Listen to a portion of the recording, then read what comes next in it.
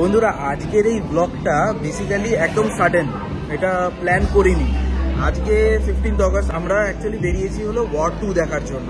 তো এসছি হলো আইনক্স মেট্রোতে, মেট্রোর 5 নম্বর গেট দিয়ে বেরিয়ে ওখানে আমরা জেনারেলি সাইমার রেস্টুরেন্ট যেতে আছে, মানে বহু পুরনো, হয়তো আমার দাদুর আমলের, সেখানে খাবার আমাদের প্ল্যান ছিল। কারণ যখনই আমরা এসপ্ল্যানেডে আসি ওখানেই লাঞ্চ করি আমরা। ওখানে মাটন থালিটা খুব ভালো হয়, ইনফ্যাক্ট ওদের বিরিয়ানিটাও খুব ভালো। তো এনিওয়েজ, তো ওইরকমই প্ল্যান ছিল। বাট এই এসে দেখি হঠাৎ করে Saima restaurant is no more. ওই রেস্টুরেন্টটা চেঞ্জ হয়ে হয়তো হাত বদল হয়েছে, মালিক বদল হয়েছে, I don't know what has happened. তো মেঘা বলছে যে না, আমি এখানে খাবো না, লোক বদল হয়ে গেছে, মালিক বদল হয়ে গেছে, হয়তো এদের খাবারের টেস্ট সেম আছে কিনা, আমি খাবো না। তাহলে কি করব? তো তখন ওই মেঘাই বললো যে অল্টারনেটিভ, মানে ও তো এইসব ব্লগ টক দেখে অনেক, ওই সব রিলস দেখে, যেসব চ্যানেলসগুলো আছে ব্লগিংয়ের, কী নাম সব, ভোজ আড্ডা, তারপর কি ফুড স্পা, এইসবও দেখে। তো ওখানে বললো যে খুব রিসেন্টলি নাকি জুলাই মাসেতে একটা কি রুফটপ একটা কোনো রেস্টুরেন্ট খুলেছে আইনক্স মেট্রোর উপরেই, তো সেখানে যাওয়া যাক। আমি তো জানি না, চলো দেখা যাক। তো মেট্রোর সামনে এসে এই দেখতে পাই যে হ্যাঁ, দেশি লেন বলে একটা এরকম খুলেছে। উপরে এলাম, এসে উঠে বসলাম, এবং যে পুরো অ্যাম্বিয়েন্সটা আমি যেটা দেখলাম আমার বেশ ভালো লাগলো। বেশ পরিষ্কার পরিচ্ছন্ন এবং বেশ ওয়েল ডেকোরেটেড। এই কলকাতার একটা ওয়ান অফ মাই ফেভারিট ইটরিজ বলতে পারেন যে hard rock cafe. Hard rock ক্যাফেতে আমরা মোটামুটি 25 বা 31 জানুয়ারিতে অনেক সময় গিয়ে থাকি, কিন্তু অফলেট দেখছি যে হার্ড রক ক্যাফে হিয়ার করা একটুখানি প্রবলেম হয়ে যাচ্ছে, একটু কস্ট এতটাই বেড়ে গেছে আর কি ওখানে। তো সেই জন্য ওখানে সেরকম ইদানিংকালে যাওয়া হয় না। তো এখানে এলাম, এখন অর্ডার দিয়েছি, দেখি খাবারটা কেমন হয়। যদি ভালো হয় তো I think this can B a good alternative to hard rock cafe from my perspective. হ্যাঁ, এটা আমি অন্য কারোর মতামত না, এটা আমার মতামত। যদি ফুড কোয়ালিটি ভালো হয় তো ডেফিনেটলি এই আসছে ক্রিসমাস কিংবা 31 দেখি এখানে আসার ইচ্ছা আছে। জানি না কতটা ভিড় হয়, কারণ হার্ড রক ক্যাফেতে তো মানে ঢুকতে পারি না, বিশেষ করে 31 এত ভিড় হয়ে যায়। যাই হোক, প্ল্যান সেরমই রইল। যতক্ষণ খাবার আসছে ততক্ষণ চলুন আপনাদের একটু রেস্টুরেন্ট পুরো ইন্টেরিয়ারটা আপনাদের একবার দেখাই। মেট্রো সিনেমার 3 তলায় উঠে দেশি লেনের দরজা খুলে ঢুকেই বাঁ দিকে পড়ে একটি জায়ান্ট স্ক্রিন।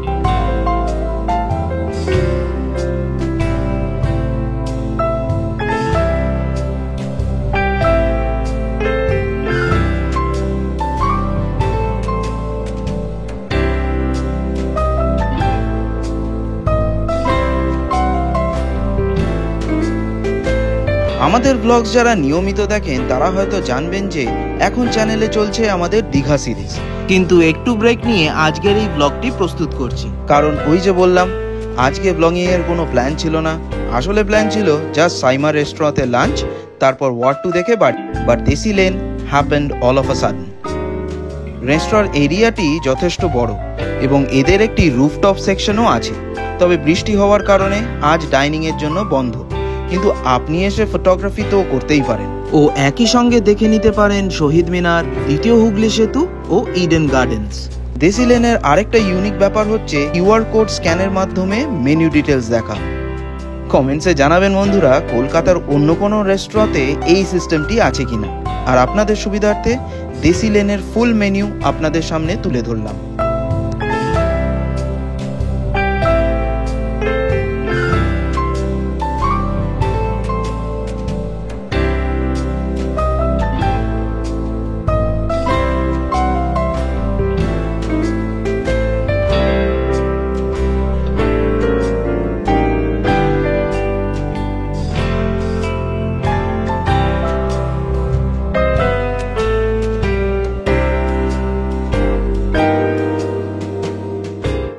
কেমন খেতে এটা?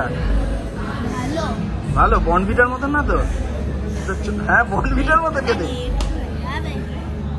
হ্যাঁ, সাজিয়েছে কিন্তু হেভি না? আমি আজকে মিমির ফেভারিট জিনিস পেয়েছে, সব জায়গায় গিয়ে খেতে চাই, কোথাও খেতে দিই না, আজকে দিয়েছে।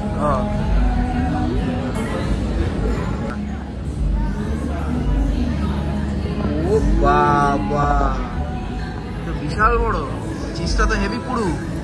হ্যাঁ, কেমন স্বাদ কেমন?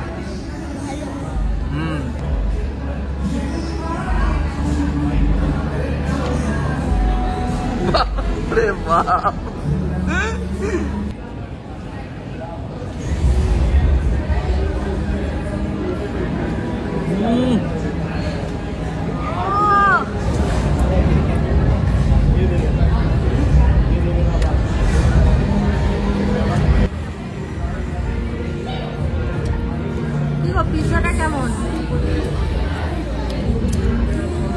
জেনারেলি পিৎজাতে প্রচুর এই অরিগানো আর এই চিলি ফ্লেক্স দিয়ে রাখি, তুই ভেরিয়ানে সেটাতে দিতে লাগছে না, কারণ চিজের টেস্টটা এতটাই ভালো। আর খুব খুব পাতলা ক্রাস্টটা দেখো, খুব পাতলা। ডমিনোস বা পিৎজাটা যেমন একটু মোটা ক্রাস্ট থাকে, থিন ক্রাস্ট বলে বটে, বাট এটা লিটারালি থিন ক্রাস্ট। আর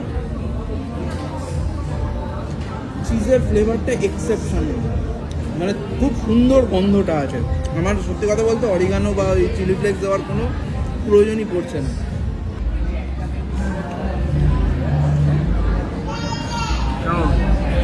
বনভিটা হরলিক্স খাচ্ছে মনে হচ্ছে চকলেট ফ্লেভারের।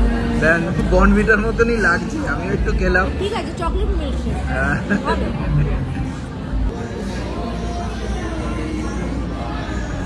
এটা কি খাচ্ছ? এটা হচ্ছে ফ্লেভার্ড ভার্জিন মোহিতো। লেবু তো ঠিক আছে, বাট এই মিন্টের ফ্লেভার প্রচণ্ড স্ট্রং, যেটা আমার অসাধারণ লাগে। আর মিন্ট প্রচুর দিয়েওছে। মিন্ট হচ্ছে বেসিক্যালি যেটা আমরা পুদিনা পাতা, কিন্তু আমি বাজারে গেলে খালি পুদিনা বলে দিই আর থানকুনি নিয়ে আসি। থানকুনি পাতা মনে থাকে আমার, খালি পুদিনা মনে থাকে না। খুব স্ট্রং ফ্লেভারের, দুর্দান্ত, লাইক ইট।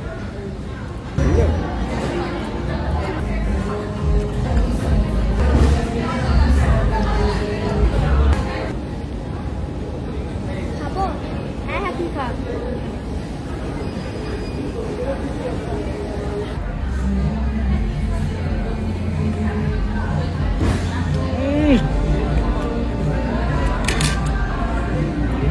বন্ধুরা, এটা খেতে দাঁত লাগবে না, ইটস সো সফট, একদম তুলতুলে, জিভ দিয়ে চাপ মেরে খেয়ে নেওয়া হয়ে যাচ্ছে। দুর্দান্ত খেতে লাগলো। আর বহু বছর আগে যখন আমি ব্যাঙ্গালোরে থাকতাম, তখন একটা আমার রেস্টুরেন্টটার নাম মনে পড়ছে না, সেখানে খেতাম আফগানি ফিশ। সেটাও দেখলাম এখানে আছে, বা আজ ওটা নিলাম না। এইটা প্রায় ওরকমই খেতে, আফগান, আর এটা ইরানিয়ান ফিশ, সো ফিশ টিক্কা। তো দুর্ধর্ষ খেতে, এত পুরো মুখে দিচ্ছে আর গোলে মিলিয়ে যাচ্ছে পুরো, মনে হচ্ছে ইটস অ্যামেজিং। কি সফট।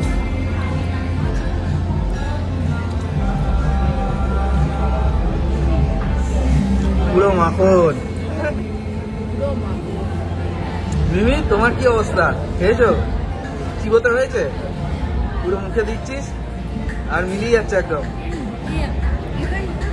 চাটনিটাও ভীষণ টেম্পটেটিং, দারুণ। হ্যাঁ, আর চাটনি আর কি হবে, ও তো ধনে পাতা নাকি? অসাধারণ টেস্ট আছে চাটনিটা। ও, চকলেট শেকটার মধ্যে দেখে দেখো কি বেরিয়েছে। তাহলে কি ব্রাউনি নেবে আবার না মুখ?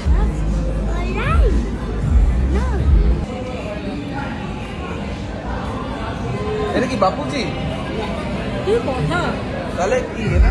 এটা হচ্ছে ব্রাউনি। হ্যাঁ, ব্রাউনি উইথ আইসক্রিম,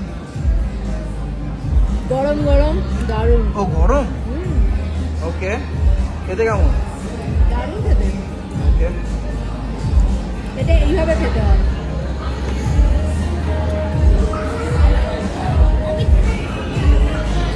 ও, এটা কোন স্কুলে পড়ায় এইভাবে খাওয়াটা? Hot brownie with cold ice cream. হ্যাঁ, সেটাই বলছি, কোন স্কুলে পড়ায়, আমি তো পড়িনি।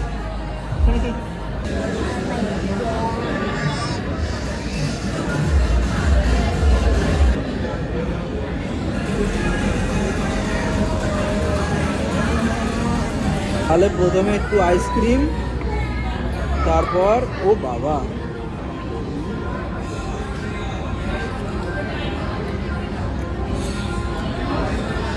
হট ব্রাউনি উইথ আইসক্রিম কেমন লাগলো?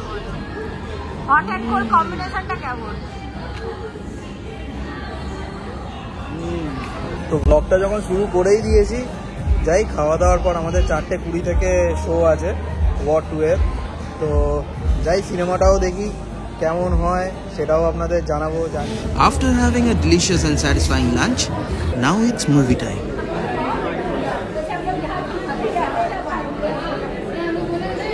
তো বন্ধুরা, মেট্রো হলে তো এসে পড়েছি, অডি 1-এতে আমাদের শো। আর জানিয়ে দিই যে 3 তলায় হচ্ছে দেশি লেন, আর 4 তলাতেই হচ্ছে আমাদের মেট্রো সিনেমা। ওই কি করছিস?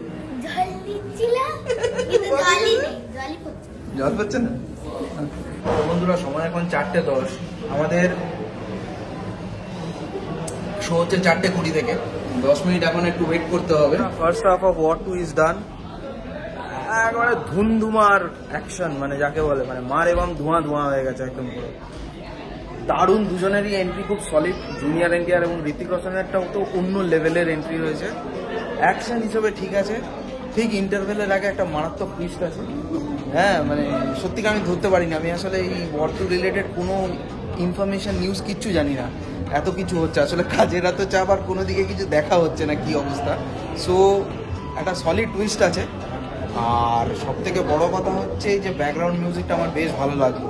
তো এখনো অবধি ফার্স্ট হাফ ইজ গুড, মানে এক্সট্রা অর্ডিনারি কিছু না। অ্যাকশন আছে প্রচুর, কিন্তু অ্যাকশন কোরিওগ্রাফি যেটা দেখলাম দেখা মানে নতুনত্ব আমার সেরকম কিছু লাগলো না। But nevertheless first half is entertaining. Second half এবার শুরু হচ্ছে, যাই দেখি সেকেন্ড হাফে এবার কি ওয়েট করছে আমাদের জন্য। So war 2 is done. Mimi কিরম লাগলো? হ্যাঁ হ্যাঁ, ধুমধুমার অ্যাকশন, হ্যাঁ হেভি মারামারি। মানে সত্যি কথা বলতে যেটা নজর কাড়লো এই সিনেমাটাতে সেটা হচ্ছে জুনিয়র এনটিআর আর ঋতিক রোশনের যে কেমিস্ট্রিটা দেখিয়েছে, মানে হিরোইনের থেকেও বেশি। সো ইটস বেসিক্যালি আমি বলতে পারি to sum it up, it's like a bromance movie.